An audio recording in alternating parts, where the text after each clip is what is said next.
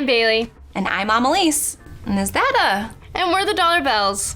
Starting a new family can be an extremely rewarding and exciting experience. But just like any big life event, it's always best to be prepared, especially when it comes to your finances. Sometimes it's easier to forget that your new bundle of joy also means a bundle of new expenses. According to a recent USDA study, roughly $13,000 worth of new expenses.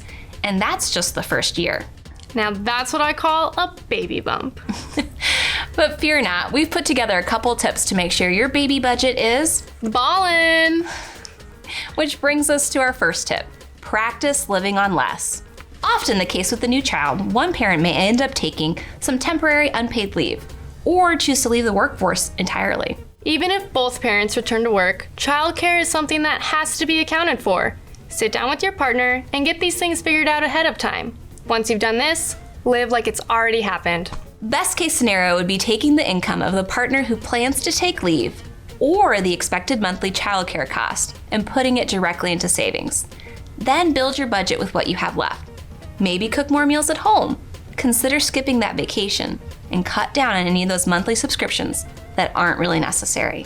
If your income is already stretched to its limits, maybe start looking for other ways to bring in some extra cash. Rideshare services like Lyft and Uber, as well as delivery services like DoorDash and Grubhub, can provide a fast and flexible boost to your income. Remember, this is only temporary. This brings us to our next baby budget tip: build the budget. Now this might sound obvious, but if you're like a lot of young, soon-to-be parents out there, chances are you've never paid much attention to budgeting. Before having a child, it's often easier to eyeball your finances from afar, rather than sitting down and deliberately budgeting things out.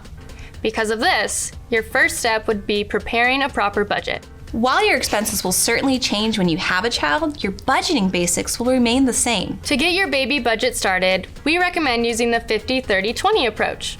We've discussed this in detail in past episodes, but the gist is this: you'll budget 50% for needs, household bills, minimum loan payments, and essential expenses such as childcare, diapers, and formula. Then you'll want to budget 30% towards wants, like a well-deserved evening night out or that morning cup of coffee, or two after a sleepless night.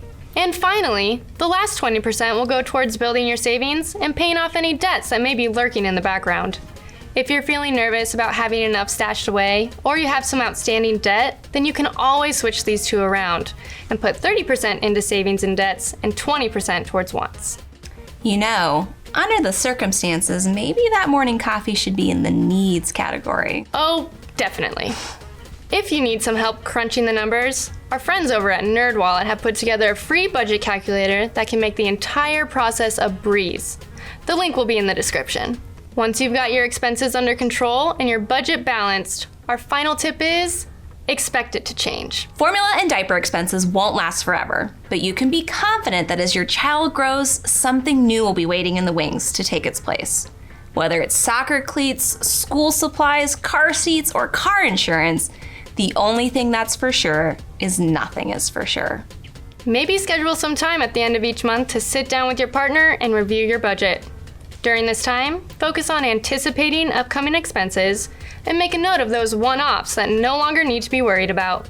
In the meantime, there are a couple things you can do to make these changes easier to deal with. Your child will quickly outgrow things like clothes, baby baths, toys, and strollers in those first couple of years. So there's really no point in paying full price for these items if you don't have to. Because of this, we recommend buying secondhand whenever possible. Plus, once they've outgrown them, you get to pass the savings on to someone else. Also, be mindful that some of the larger items like strollers, beds, feeding chairs, and car seats have options that can adapt as your baby grows. If you purchase a crib that can be turned into a child's bed, boom, one less expense. Oh, and if possible, ask for any of these big ticket items at the baby shower. If grandma and grandpa want to cover the cost of a crib and stroller, you say yes and thank you. So there you have it. Those should help you get off to a good start. If you found something valuable, please consider sharing or giving us a like, as it really helps new people find these videos. If you have any other tips or tricks of your own, please don't hesitate to leave a comment so other new or expecting parents can read them. There's no instruction book for being a parent. At the end of the day, we're all just trying to learn from each other. Oh, and one last thing, try not to worry so much. If you spend all your time stressed about money, you might end up missing out on some truly special moments. Starting a family is an extremely beautiful time in your life, and it should be enjoyed to the fullest. From the both of us, congratulations, and we'll see you on the next episode of The Dollar Bells.